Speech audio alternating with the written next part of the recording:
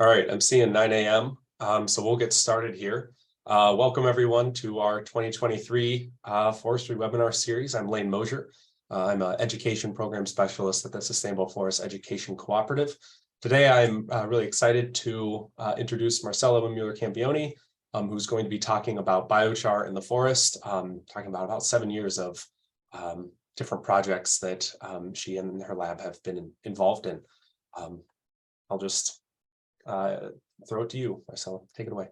Awesome. Thanks, Lane. And thanks, folks that are joining us. I see some familiar names and some familiar names that have been working in biochar in the region. So looking forward to some discussion and some opportunity to share different knowledge and different aspects of biochar. So this is a hugely collaborative project.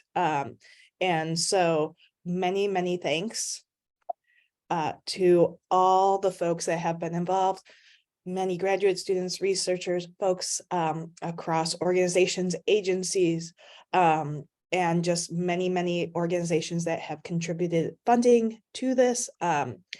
And yes, many people have sorted, planted, watered, and implemented competition control and spread biochar under all types of conditions, rain, snow, and heat. And I'll share a little bit about having worked in a lot of those different conditions, what we've learned, something we've learned about biochar.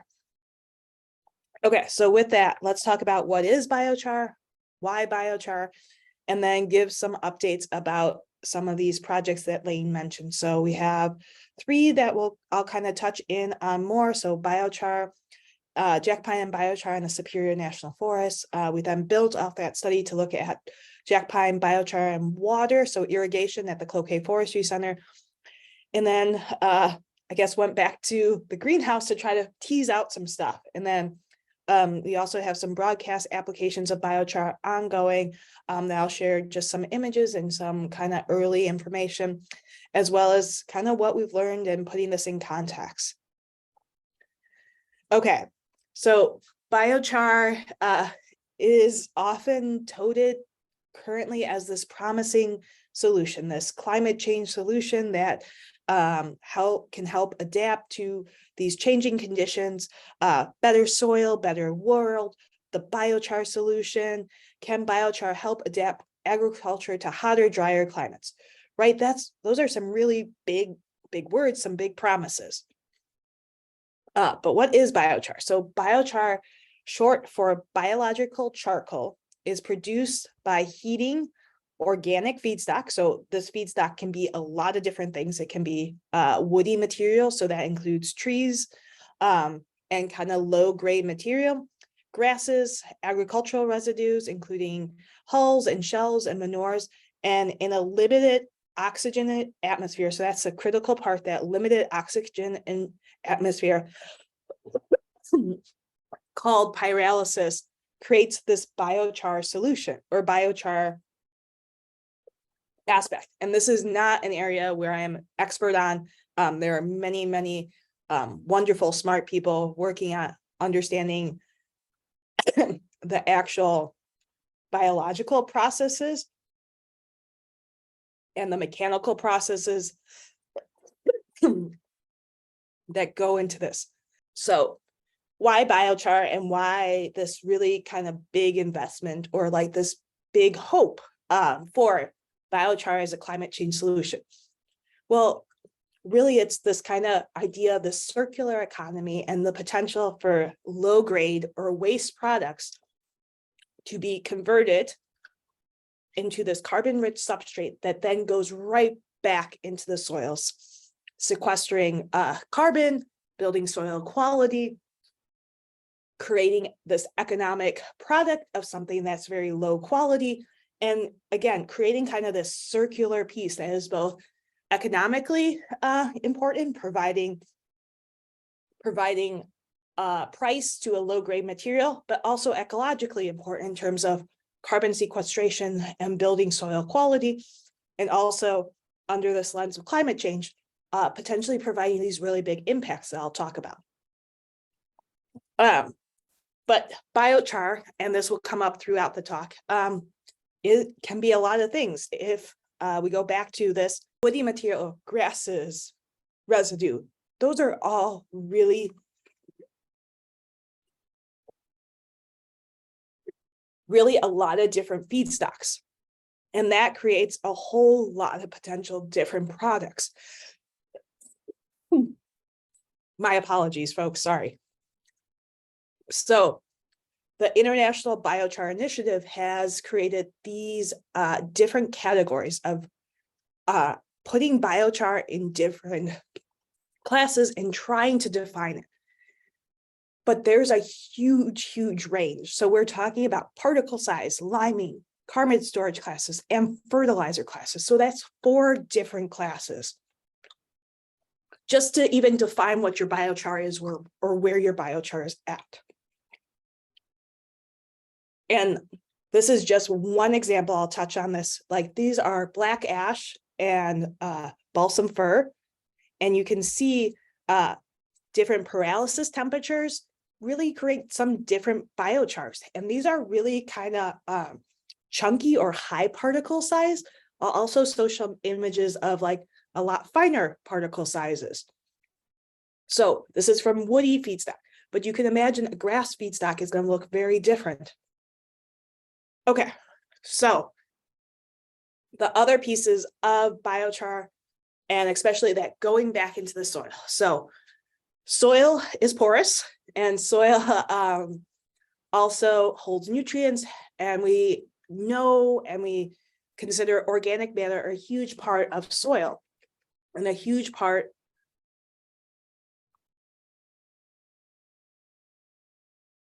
of the soil organism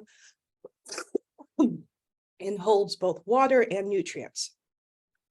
Okay, so the thought is that biochar, or what has been observed in different soils, that when biochar is added to the soil, that increases the ability for soils to hold water. And so that's pretty critical. And so kind of summing this up, what is biochar? So waste material that can be turned into a soil amendment. Really a critical piece is this potential to increase water holding capacity. Can also retain nutrients and slow the release of leaching loss, and is a long-term carbon storage solution.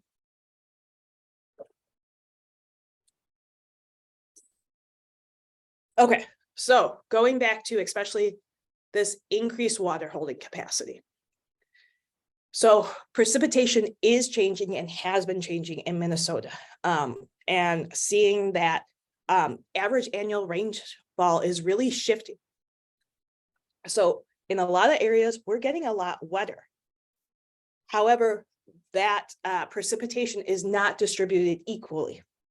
It's really being distributed over these very large daily rainfall events that exceed 4 inches. So huge amounts of water falling within a very short amount of time. So if we're getting wetter, but we're also shifting that distribution of water in combination with the potential for increased warming, which we are seeing with the northern Minnesota forest warming faster than some of the south and central forests, and seeing this total temperature increase, including shifts in that winter temperatures, really highlighting a big change in kind of how precipitation and how weather and climate is going to influence current and future forests.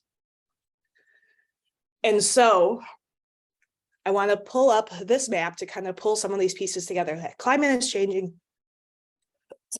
It's going to be warmer and wetter, but a lot more variable in that precipitation. And so we have these wonderful diverse forest types. We also have a huge amount of sandy and sandy outwash soils from that glaciation. So that yellow is sand and gravel. So huge amounts of our forest ecosystems, especially some of our pine systems, are on these sandy outwash plains. Sand is extremely porous, and that water, especially those larger rain events, just flow through. And even if we think about more time between those events, can biochar add something to that? Can biochar increase our water holding capacity and kind of help mitigate some of the climate change effects with summer drought? And so we started looking at this with jack pine, and really jack pine, this is current and future distribution from the Climate Change Tree Atlas. And so jack pine is a critical part of our forest ecosystems, and for some forest ecosystems and for some forest organizations in Minnesota, there really is this goal of increasing jack pine distribution on the landscape. So acknowledging, like post cutover, there was a shift in forest composition and species type, and trying to increase the area and the amount of jack pine. However, jack pine grows on those really sandy soils, or often occurs on those really sandy soils, which is likely to be really impacted by shifts in precipitation. Okay, so this brings us to our biochar research in Minnesota. So I'm going to start with jack pine biochar trial on the Superior National Forest. This is open access in the Journal of Forest Science. The DOI is there, and folks can feel free to grab a screenshot or just Google jack pine and Superior National Forest, and this should come up. Okay, so the real big question was, can biochar increase summer survival and growth of jack pine seedlings? And this study really came about because previous supervisor on the Superior National Forest came from the Western US, had heard about biochar there, bought biochar, and there was biochar on the Superior, and folks were like, I wonder what we could do with this. And so that's where Rob Slezak and I, working together when he was still at Minnesota Forest Resource Council, came up with a study to see, like, well, jack pine is being planted, there's some trouble in terms of survival. Can biochar be used? And so we did this on 3 sites on the Superior National Forest near Aurora, Minnesota.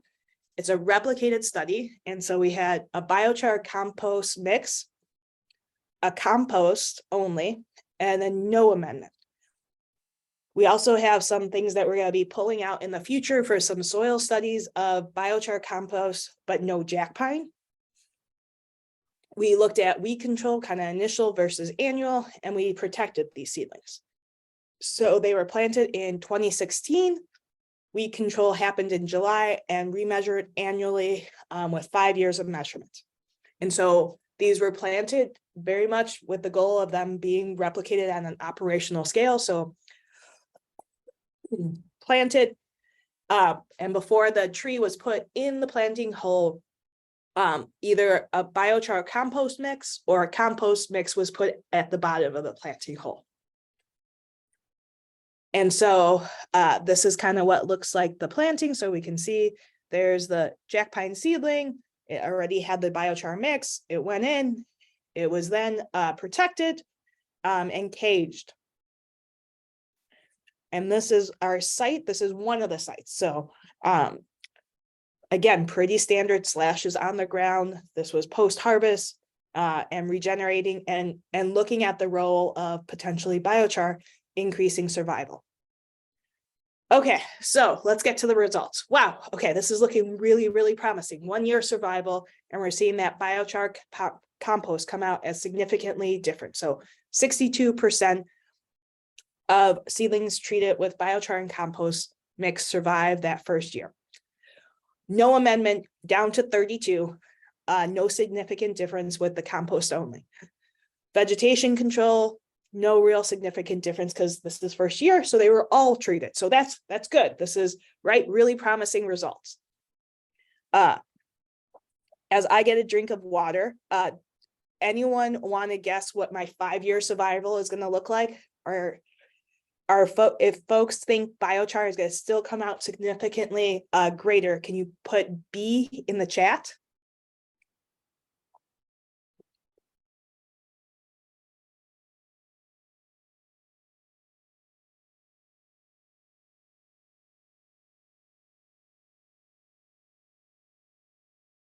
Okay. We've got some confident people that, okay, biochar is going to come out 5 years. We're going to still see that increased survival and significance. Yeah, not so much. So really, really low survival overall. And also that survival for all of the treatments dropped. And so this is one of the reasons we like to do long-term studies of annual growth and survival, is being able to have these longer-term results. Because that first year result looked really, really promising of biochar being something that could be worth it. But by year 5, we're still seeing survival for any amendment, any treatment below 40%. Okay, well, maybe it didn't do anything for survival, but what about growth, right? And so after 5 years, we did see that for both height growth and diameter, the biochar, for diameter, we see the biochar and the compost mix had greater diameter growth, and that's diameter at the base. And that biochar and compost had greater height growth than none. So there was a little bit of gains, but really, we're still talking about pretty low survival, very low survival. Okay, so from this initial study, biochar had some positive impacts on seedling survival and growth. But 5-year survival was under 40%. And pretty limited increase both in diameter and height over that 5-year period. Okay, so our thought was, man, okay, maybe there's just not enough water. What if we increase the amount of water? What if we replicated some of these bigger storm events? Is that where biochar is going to shine?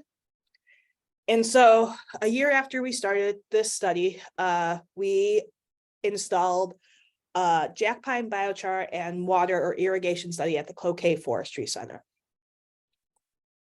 And so this is the site, and for folks that have been to the Cloquet Forestry Center, this is the site right by the weather station, kind of by the volleyball pit, by the forest management office. So thank you to so many folks at CFC that has helped get the site to where it was and throughout the time of this experiment. So we started with a very clean site on very sandy soil. So shrubs were removed, other seedlings, overstory trees were removed, and there was herbicide treatments on this site.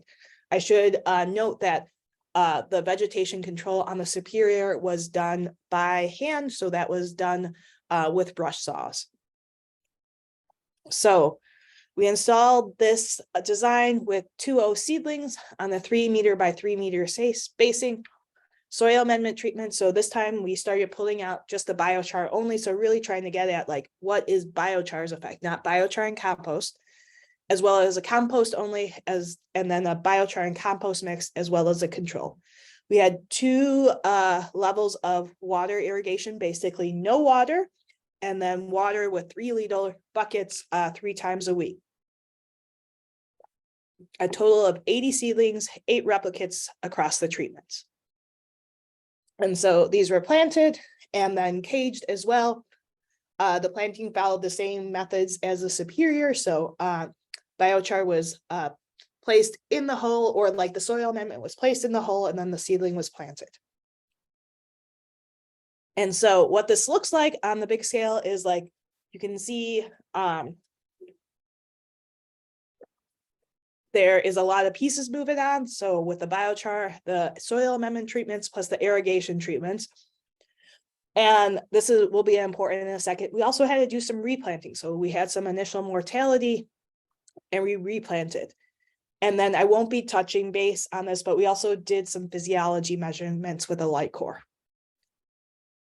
Okay, so we also installed water sensors, really trying to get at how this water is moving through, what the water is doing, and is biochar is biochar doing what we hoped, or what the hypothesis is that it's really holding on to this water, increasing water holding capacity.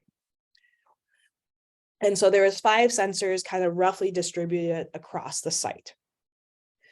Okay, and what we saw was that watering helps a little bit, and we saw this more in 2019 compared to 2020. We saw no significance between the no water and water treatments. But I do want to show, like, these are some pretty big dip downs. So that there's some really big changes in daily water fluctuation and just the amount of soil water available to these seedlings. And even after like a watering event, so these were watered every 3 days, we're not just seeing more of this kind of like level playing field of like there's water available for these seedlings at all time. They're still following the same pattern as the no watering. Okay, so remember, we replanted in spring of 2018, a lot better survival than our superior site. So this is about 70%, and almost all of our treatments kind of were above that, with a few treatments really above that 90%, including the compost, no amendment, water and biochar, and water and compost. We didn't find significant differences between treatment and survival between years or over years, but generally a lot higher survival. We also didn't see any significant differences with mean diameter over time. So NW is no water, and then we have the different treatments: biochar, biochar compost, compost and control. So those are in kind of the grayer bars. And then the darker bars, water and biochar, water, biochar and compost, water and compost, and water and control. And so again, no significant differences. And the other interesting piece is it's not a consistent trend. We're not just seeing all the biochar pieces, which are more of this kind of dashed line up there. One of our greater growth rates is the no water control. So interesting results, but not what we were expecting. So while survival was much higher than on the superior, really not much to say regarding biochar's ability to increase survival or growth or water holding capacity. So both with these trees on at the CFC and on the superior, we are planning to go back and do a 10-year remeasurement. So maybe we'll see some differences with time. Maybe that will come out in the longer term. And that could be really interesting, especially seeing that difference on the superior, going from 1 year to 5 years to what does maybe 10 or 12 years look like. Okay, moving to the greenhouse. So oftentimes with experiments, the first start is the greenhouse. We chose to move into the field because of a few things, but there is this really strong evidence from agricultural examples that like biochar is really doing a lot of this stuff, increasing water holding capacity. And the piece was they were often touting biochar's best benefits were on these poorer soils. So I want to come back to that idea of remembering, like, agriculture is noting biochar's really big increase on poorer soils. Okay. So we moved into a greenhouse study. So this was in Green Hall on the St. Paul campus. And 225 jack pine seedlings spread out across this bench, replicated, and I touch base on this. I am so grateful for Alan and Laura for their time that they took and their patience photographing each of these jack pine seedlings throughout time. They really come out into really sharp visuals, as you will see. Okay, so we used two different experiments, and one of them was we had these different amounts of biochar. So seedlings were planted. They had about 2 weeks. They were planted, and they were either planted with sandy, and we use clay soil or clay soil. So like the sand that you can buy at Menards or Home Depot, mixed with a fertilizer, and placed in there. So they were either planted with no biochar, a 3% biochar mix, and that was fully incorporated. So one of the thoughts was, oh man, maybe if we're putting it into the planting hole, we're just not like jack pine, the roots are just not interacting where we planted it, and they're just growing around it. And then a 6%, so 6% of the soil volume, 3% of the soil volume. And so they had 2 weeks and to be kind of watered at full capacity and just let to kind of establish. We then implemented these different timings of drought. And by drought, we meant shutting out the water. So we implemented a drought kind of early in the season, a drought mid-season, and a drought late season, testing out how some of these different predictions may come. So if once a seedling was started a drought, they did not receive water. So a seedling that started early drought, if after week 3, they received no water. Seedling that was in the mid drought, which I think was 7 weeks, they received kind of standard water up until that 7 weeks. So really, again, trying to test out this timing and severity of predicted changes in precipitation. And so we instrumented them, we measured them, we did all these things with the goal of really seeing, like, can biochar, is biochar holding more water? And can we really get at some of this mechanism of like what's going on here? We also started to play with another experiment, which was exploring the difference of using, again, these kind of biochar mixes and thinking about high water and low water. So high water was about, I believe, like 200. So like think like 1 or 2 cups. Low water was like, oh, the little like 20 milliliters, so like a teaspoon of water. And it was really sad to water the jack pine seedlings with that little water, because it was just like just a little bit. So we had high water, again, that more amount with no biochar or a higher percent biochar, that 6% biochar mix, a low water with no biochar, and that kind of biochar mix. Okay, so this was the intent of the study, was like, can we see if biochar helps seedlings live? And so in the end, all our seedlings died, which was the intent. But the big question was, did biochar help them live longer or grow more? No, it did not. We saw this is that timing of the drought. So we had the 3-week drought, that early drought, the 7-week drought, or the 11-week drought. We saw no significant differences of seedling survival by biochar and drought onset. So nothing was different. Neither the timing of the drought onset nor the biochar treatments had significant effects on seedling survival. Okay, here's the big takeaway we got to say from the study. Watering helps seedlings grow. So when we watered seedlings, they grew more. So we saw increased diameter and height growth. I know, big takeaways here.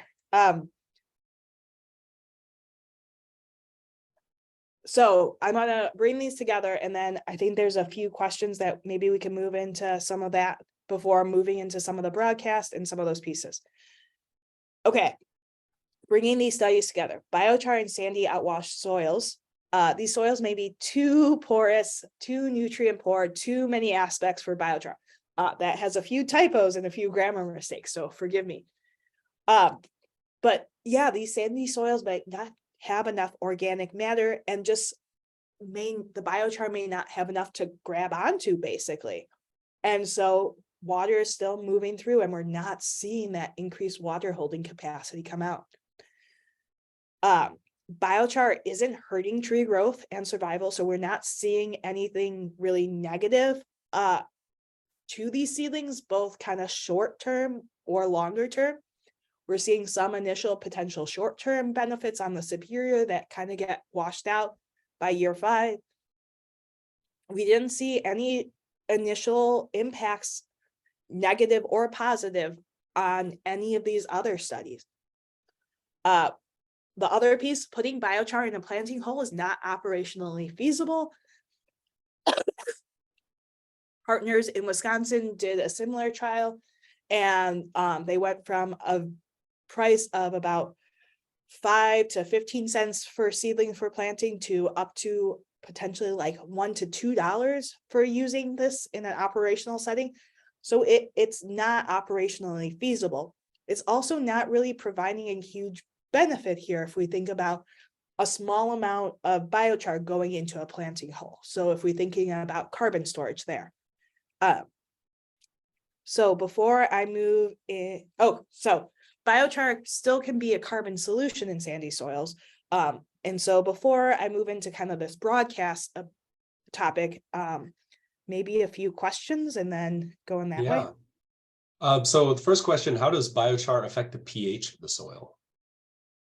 That is an amazing question. And it can do a lot of things. And so maybe I'll sneak forward just a second. But actually, Molly, if you're able to hold on, I'll bring that up in some of the pieces because it's really variable. And it's really based on that feedstock and how that feedstock interacts with your soil. So your feedstock pH or your feedstock composition can be extremely variable, and that can affect the pH of the soil. And then could you remind us why you chose jack pine for the study? Yes, and so the original intent with jack pine was that this is a species that's being considered for replanting and is often on the most sandy outwash soils. So if we're going to, originally we thought, wow, we're going to test this on these extreme environments. So these sandy outwash soils where something to increase water holding capacity could be a really big game changer if we think about that drought and climate change impact. So that was the original intent, was to really see, okay, agriculture is saying like, this makes the most difference on these really nutrient poor agriculture soils. And we kind of brought that along with that to our forest soils, thinking the biggest impact we're going to see from climate change is really going to be on some of these sandy outwash soils as we think about changes in precipitation. Thanks. And do you know if the biochar remains in the soil long-term, or does it break down and then percolate or move through the sandy soil after some time? Okay, so that is where we have our next part of our research question. So we just got funding this last cycle through the NIFA, National Institute of Food and Agriculture, some of their AFRI grants, and I cannot remember the AFRI acronym. So, but that is our goal, is to go back to all of these sites and including these broadcast ones and really look at kind of residence time and incorporation and kind of trying to figure out what is the biochar doing. And so we have colleagues at Virginia Tech, and they're in the engineering department, and they're going to actually scan the soils and do this really cool microscopic thing to understand the interaction with the biochar and the soil. So that's kind of to be determined in our forest soil. The conventional thought is biochar sticks around and has huge residence time. And so I think there is some questioning of that. And so I think this will be really cool to understand, especially in these forest soils, what they're doing. And then did you use plug-based seedlings in each study or just the greenhouse study? If so, how do you think? Oh. Yep, sorry. We did not use plug-based in all the studies, and I can't remember which. I know on the Superior we did not. On the Superior we used bare root, and I believe on the CFC in some of the other studies that I'm going to talk about that are broadcast, I know we use plug-based. Yes, sorry, I cut you off for the No, rest. that's just fine. So that's sounds like the rest of this question might be answered when you're talking about the broadcast. And then lastly, a question from Jesse: could the effects of biochar be a function of distribution? So maybe you'll get into this. In the experiments with jack pine, it was more like a plug of biochar, and in a farm field setting, I would imagine the biochar would be more of a broadcast due to application and plowing effects to mix the upper soil layer. So does the biochar plug really only affect the tree while its root system is small and has not expanded past the plug area? Yeah, no, that's a great question. And so that was what brought us back to that greenhouse study after the Superior and the CFC studies was, okay, maybe that seedling isn't getting in contact with that root, or like the soil, like what we're measuring, it hasn't incorporated. So with the greenhouse study, that soil and biochar was mixed. So it was fully incorporated. And Jesse, I'll also show some images of like, we had some initial attempts to try to do some of that incorporation in fields. And shocker, we were not successful. And I'll kind of give some examples of what led us not to be successful. But I do think, and that also brings up some of the application and operational aspects of how to actually use biochar. It's really difficult right now. And so I think there's been pieces that agriculture has been able to kind of play with more, but it still will impact forest. And so I think that's a great kind of question and maybe a great segue into this next piece. Yeah, well, sorry, Jay Kroll and Molly, we'll get to y'all's questions after this next block. So yeah, Marcella, take it away. Awesome. Great.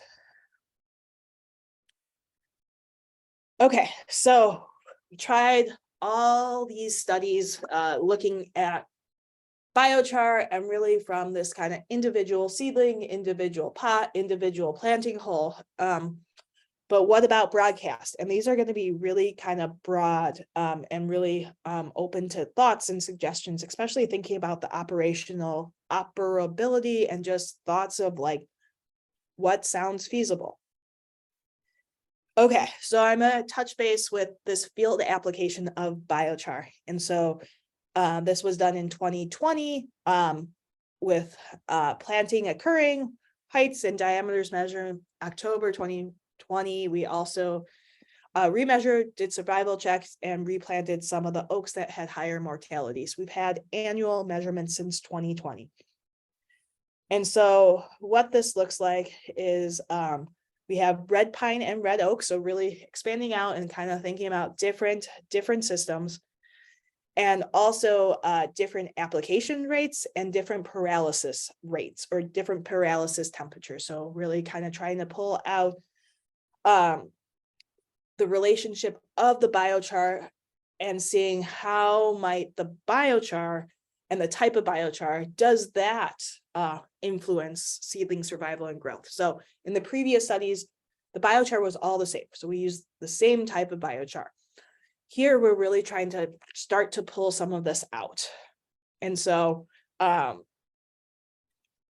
this was done in a broadcast application. So we had 120 trees, 2 types of biochar, 3 application rates.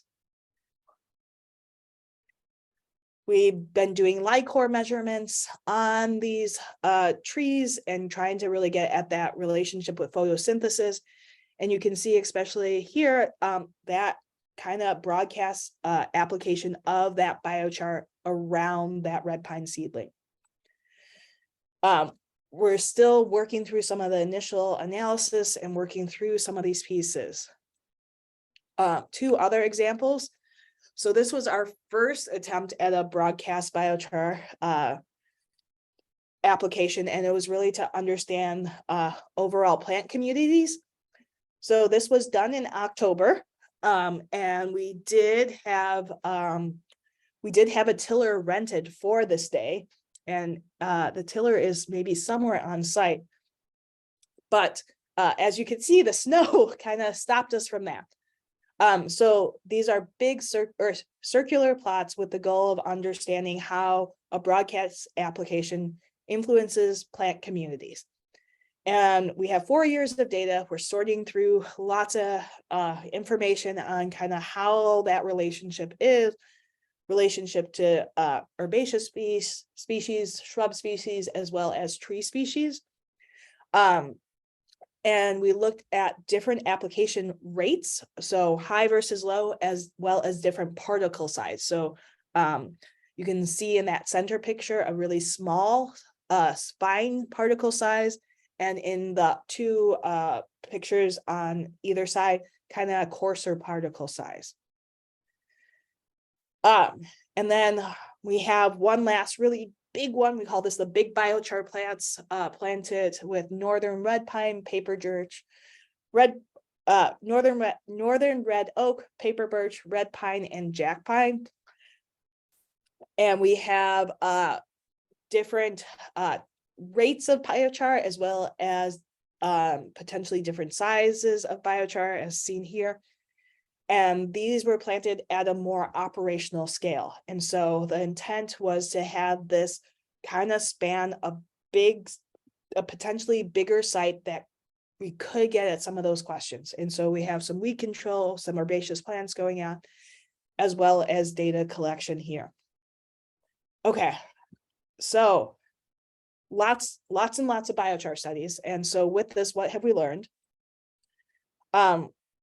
Applying biochar in the winter does allow it to be visible, and also allows it to stick. So those early kind of October snowstorms have been really helpful for us. So these are 2 different biochar studies that had that winter aspect come early. And so here you can see me distributing this really fine particle biochar. And this other one is another study, but again, that different biochar, and it really comes out as highly visible of where you're spreading the biochar. And that snow also, especially if you're working with that finer biochar, or even a coarser biochar, there's going to be this particle size distribution with the fines in there too. It does help it provide somewhere to stick and provide a kind of a resting place for it. Okay, where biochar requires a lot of logistics. This is an image of that charging. So I think I saw a question about, have we tried charging? We do have one experiment that used charging with blood meal. And it was messy and hard and difficult, and really requires a lot of logistics. And this is an example of lots of people helping clean up the numerous pallets and bags of biochar that have been dropped off to the CFC. And one of the things that make it so, working in our forest system setting is really different than working in an agricultural setting. And so these were some pictures of when I pressed, like when I typed in biochar, agriculture, operation. These are some of the images I got with really this ability to use manure spreaders. So cow manure and biochar mix, some kind of rolling machine, tractors that are hauling, again, these bags that we were using too, but hauling them on nice flat ground, and then they are incorporated. So these are really, really great images to see. This is not the landscape that we're working in. So this is the area that's our big biochar plots are in, and it's a great site. I mean, it was an amazing site that was really well cleaned. It's still really, it's a forested site. So there's changing in elevation.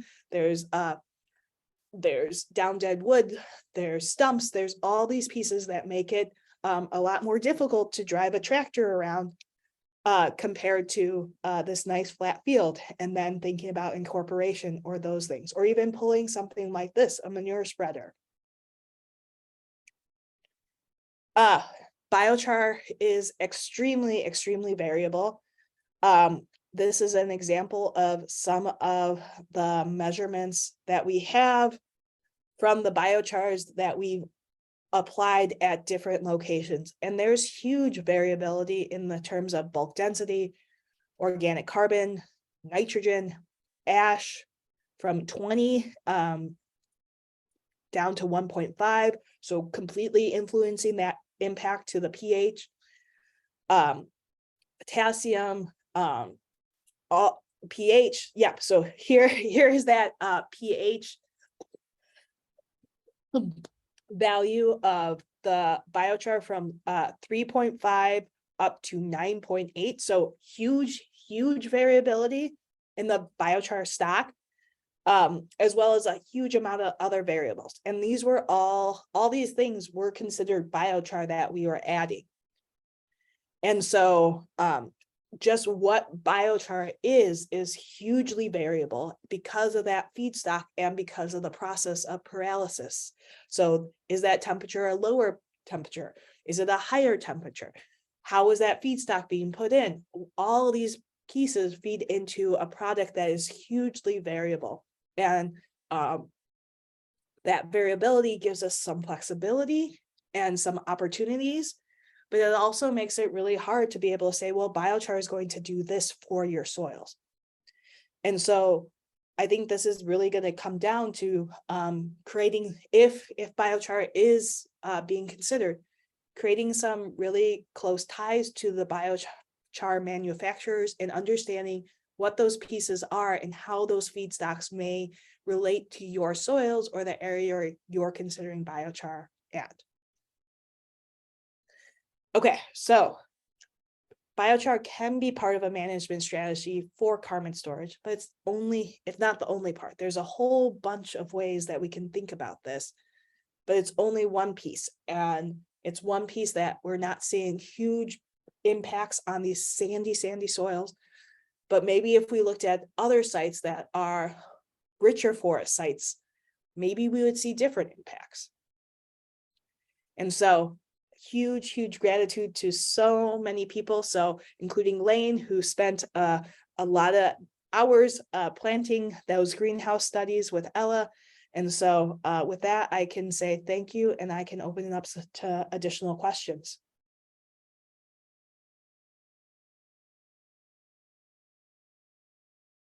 Can't recognize myself in that picture. Have you thought about using nutrient-charged biochar for jack pine or sandy soils to see if there's a difference? So you mentioned the blood meal earlier. Yeah, so we're not seeing any initial huge gains in that. And also the logistics of getting blood meal and mixing biochar on a forest site is a lot.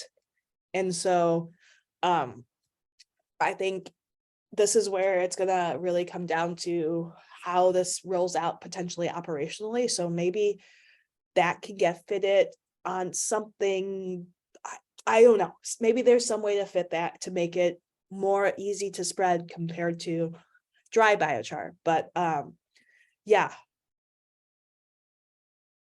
In general, are there studies in other areas of the country or world that are seeing more positive or negative results? Yeah, Molly, I can pass along through Lane and SFAC some big meta studies. A lot of the studies have been in more agricultural systems that are showing these bigger increases in biochar's impact. And I guess we were kind of hopeful because some of the bigger impacts have been kind of on woody perennial plants. So vineyards have seen some big impacts in biochar, especially vineyards in kind of droughtier places. So like the California area and other places. They've seen some really great impacts. Lavender fields are seeing great impacts for biochar, as well as some other kind of fruit and stone crops. So we are hopeful that if that from both the ecological and economic piece, so there's that long-term investment with a perennial crop that folks were noting from the agricultural community, that we were going to see that. Within the lake states, there's another study in Wisconsin that I mentioned. They didn't see any promising early results. And there's been a lot more work, especially in the Western United States. It's still really kind of early as well. But the potential for low quality feedstock, especially in kind of fire-wise areas and thinning, is really being considered. So they have developed some like mobile pyrolysis units. So that way you can pull a pyrolysis unit up to a site that you're treating that otherwise maybe wouldn't be able to be treated or would need to do slash piles or whatever, and are using that to create biochar. I don't know of any initial results of how that application impacts kind of seedling survival and growth, but I think there's maybe a lot of hope that there might be some of that positive effect, but even having another product to kind of do some of that fire-wise thinning adds a whole nother tool to their toolbox out there. Thanks, Marcella. And folks, you can check back too at our webinar series after we get this webinar processed and uploaded to YouTube and everything. We'll also include some of the different links, and we'll link that meta study as well as the paper that Marcella mentioned early on with Sarah Kelso and Rob. Another question: with biochar affecting soil pH levels, have you looked at any potential effects of nutrient leaching out of the rooting zones due to an increase in anions in the soil profile?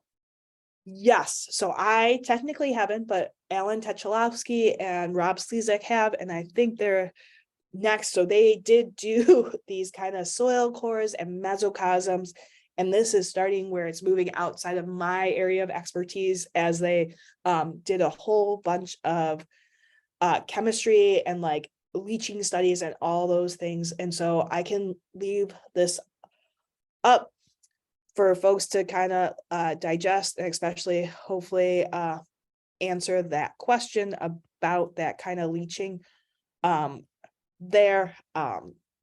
Yeah, but yes, we have been looking at that and kind of thinking about that movement.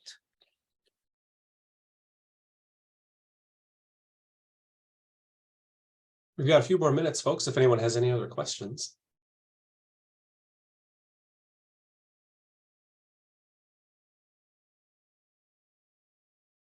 It's not a live link.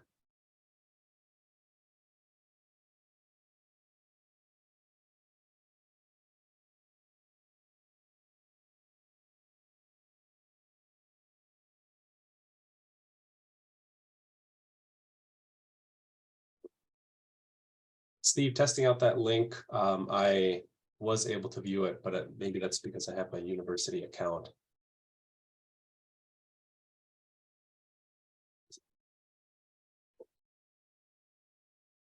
Are other folks in chat able to access our CE, our 2023 webinar CE request form? So that's certainly a problem if folks can't. Now we're here.